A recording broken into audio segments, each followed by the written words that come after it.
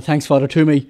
I'm going to speak only for a few minutes because we want to allow plenty of time, maybe 20 or 30 minutes for questions, and just add a few thoughts.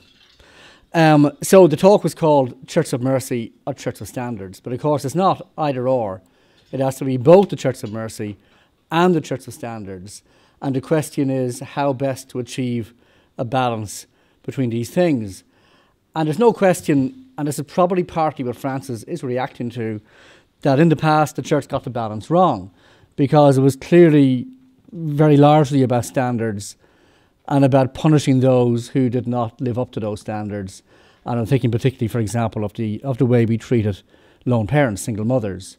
Even, without the Tune babies, you had Magdalene homes and what have you. None of this was unique to Ireland, but it did speak of a very punitive type of morality that may well still exist in parts of the world today and still exist in parts of the church today, although it seems to me it hasn't existed within the Irish church for a very long time. But it looks to me like Francis is reacting to this and is trying to make amends for it.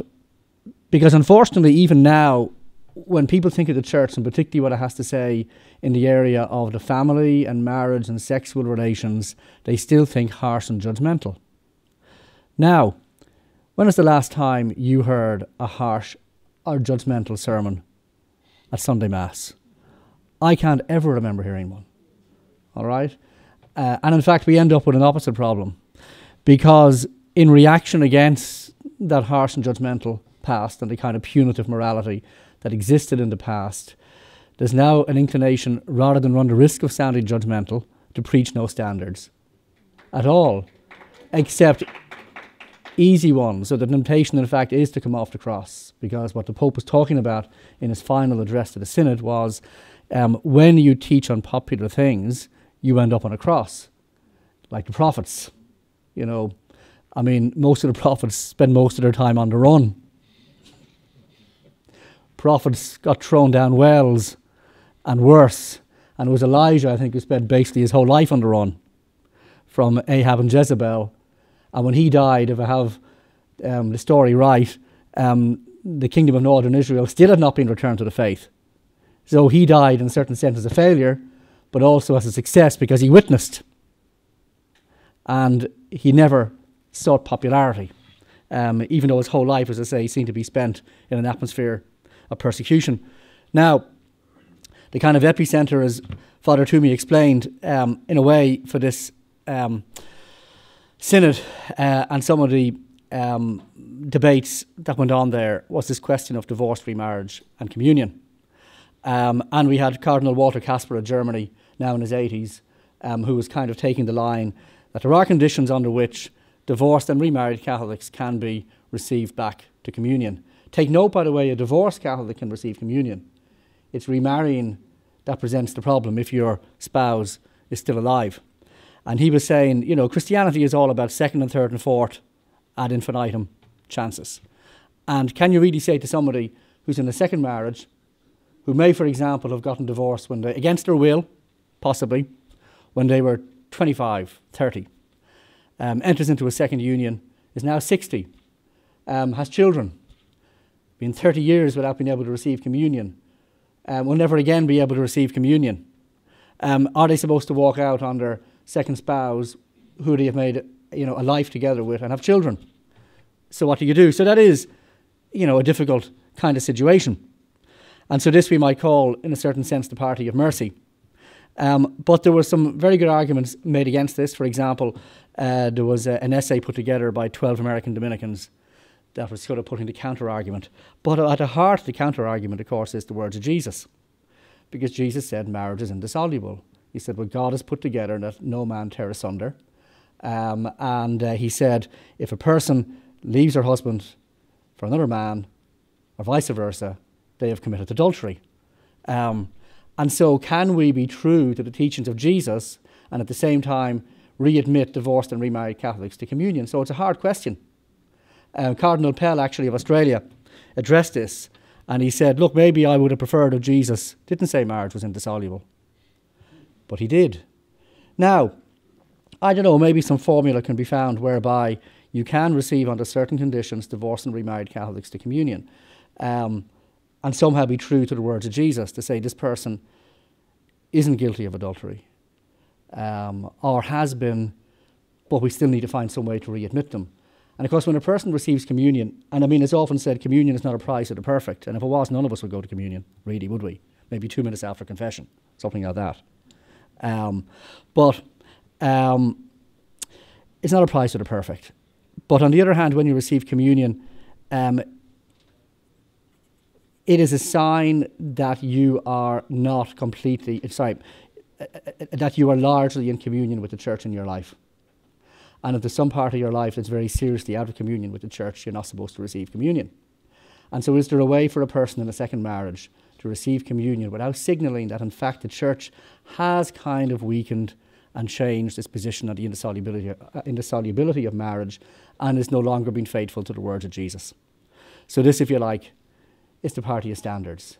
And so you can see that there is a tension there. I mean, there's a tension between, conflicting goods in so many areas of life. For example, between equality and freedom when it comes to politics. I mean, this is simply the condition of life, that it can be hard to get things properly into balance. Now, when we talk about mercy, mercy actually makes no sense without standards. Because if a person has done nothing wrong, they don't need mercy, do they? And so mercy can only exist in a world with standards. And so when a person doesn't live up to the standards, it's then you show mercy. And it's then you help them to try and turn their life around and live up to the standards again. I mean, a world without mercy would obviously be a very horrible place, literally merciless. But a world without standards would also be a very horrible place. And so you've got to have both. And in fact, you, again, have to have both in order to make mercy operational. Cardinal Muller pointed this out. He's the head of the Congregation for the Doctrine of the Faith when he was responding to Cardinal Casper's address to the cardinals, which the Pope invited him to give back in February. Cardinal Muller gave a very clear response. And Cardinal Muller was one of the people who was taking an active part in the debates at the Synod last week and the week before. So he was the one who was pointing out you can't actually have mercy without standards. I mean, what's the world saying?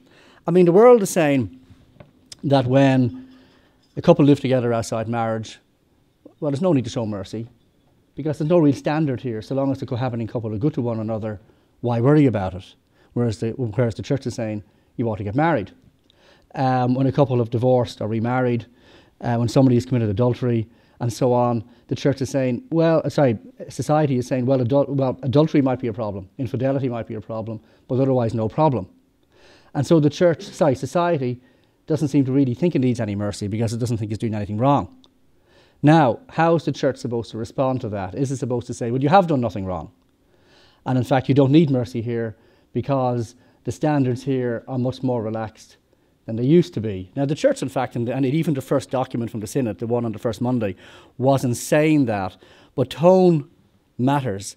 I mean, even with Vatican II, we had the letter of the documents, but then we had the whole time talk of the spirit of Vatican II. And the spirit of Vatican II was often interpreted in a way that was very at variance with the documents of Vatican II. And as these kind of interpretations of Vatican II that in fact John Paul II was trying to deal with, and that Benedict to a certain extent trying to deal with also. Because with Benedict and with John Paul II, you knew exactly where you stood. And some people didn't like that, and some people loved it, but you knew exactly where you stood. They were completely clear. But Francis seems to be allowing a lot of dust to go up in the air on purpose. He wants there to be a debate. And he probably isn't sure himself where it's all going to end. He says he likes a mess. And he likes creating a mess. And neither John Paul II nor Benedict seem to like a mess very much because they thought a mess might create confusion. And that is always the danger here. But the plus side of it is maybe out of the confusion and out of the debate, will eventually come some kind of clarity and deeper agreement. But it's kind of a risk. I was actually in Germany at a conference last week, and I met a German Protestant theologian, and he said that he's met Francis 5 times, and he said he reminds him of Gorbachev, not by personality, but in the sense that Gorbachev set out to reform the Soviet Union and lost the Soviet Union. Now, that's not going to happen with the church. but it's an interesting comment for him to make. But just getting back to the question of standards, the Pope has also spoken about the church being a field hospital, for the wounded, by which you would mean, I suppose, the emotionally and psychically and spiritually wounded, which of course it has to be. But actually, the reason you've got to have standards is because in a world with standards, it's less likely that people will get sick and wounded in the first place. Imagine, if I can use this analogy, a world in which we decided not to preach health standards. If we decided one day, we're not going to tell people to eat healthy foods anymore. We're not going to tell people to exercise anymore. We're not going to tell people to drink less. We're not going to tell people to stop smoking, because that might sound judgmental to people who eat badly, who don't exercise, who smoke an awful lot and drink an awful lot. We don't want to make them feel bad about themselves. So we'll be merciful and we'll stop preaching standards of good physical health. Well, what would happen? The field hospital would fill up extremely quickly. So we'll show mercy to you after the heart attack, after you've got lung cancer, after you've got cirrhosis of the liver. Now, would that be merciful? It absolutely wouldn't be. It's merciful to treat them, but it's better that they don't have to go into hospital at all, because prevention is obviously better than cure. So a society needs to preach and teach good standards of public health, but it also needs to preach good moral standards. But it has to teach them in the right way. Now, of course, who got the balance right? And the person who got the balance right was, of course, Jesus. And, the good example was of the woman caught in adultery. And it's worth reading the passage. It's a short one. So we just read it out. Jesus returned to the Mount of Olives, but early the next morning he was back again at the temple. A crowd soon gathered, and he sat down and taught them. As he was speaking, the teachers of religious law and the Pharisees brought a woman who had been caught in the act of adultery. They put her in front of the crowd. "Teacher," they said to Jesus, "this woman was caught in the act of adultery. The law of Moses says to stone her. What do you say?" They were trying to trap him into saying something they could use against him, but Jesus stooped down and wrote in the dust with his finger. We never get to find out what Jesus wrote in the dust. They kept demanding an answer, so he stood up again and said, "All right, but let the one who has never sinned cast the first stone." Then he stooped down again and wrote in the dust. When the accusers heard this, they slipped away one by one, beginning with the oldest, until only Jesus was left in the middle of the crowd with the woman. Then Jesus stood up again and said to the woman, "Where are your accusers? Didn't even one of them condemn you?" "No, Lord," she said. And Jesus said, "Neither do I. Go and sin no more." Now notice two things there. He doesn't condemn her, but he also says, "Go and sin no more." Whereas today, society is inclined to say, you did nothing wrong at all. Unless you think you did something wrong, you did nothing wrong. So away you go. So Jesus does not condemn her, but nor does he pretend that she did nothing wrong. So he gets mercy and standards into the right balance. By the way, we know nothing about her circumstances. We don't know why she committed adultery. Maybe she had a horrible husband. We know absolutely nothing about the circumstances of the adultery. But he still says, "Go and sin no more." But he gets the balance right because he doesn't condemn either. Now, Cardinal Muller made a comment that struck me. He said, and I'll finish here, he said, "You cannot separate Jesus the teacher from Jesus the pastor." He said they're one and the same person. And a Jesus who was only the pastor is not the real Jesus. And a Jesus who was only a teacher of standards is not the real Jesus either. So the church in the past was a teacher of standards, and that was virtually all it was. Now that's a bit of a caricature, because we're used to kind of a certain media caricature, but there's a certain large element of truth to it as well. And the kind of pastoral side was forgotten. Again, not completely, because again, that's a caricature. There was plenty of pastoral work. After all, John Charles McQuaid founded what is now Crosscare back in the 1940s, and that was all about pastoral care. So let's not, be too cartoonish about how we stereotype the church of the past. But no doubt it was overly judgmental and overly harsh about the way it applied the standards. So we got to get the balance right. We got to have Jesus the teacher and Jesus the pastor, and remember that they are the same person. And hopefully, when the ordinary synod takes place next October, and then Pope Francis comes out with his response to that, the apostolic exhortation, probably sometime in 2016, we will get a proper fusion of Jesus the teacher and Jesus the pastor, and we will have clarity of teaching without which actually you cannot properly guide people, and at the same time a merciful application of that teaching that society understands property is not a relaxing of standards, but gets society listening again and gets the balance right. So thank you. We go to questions.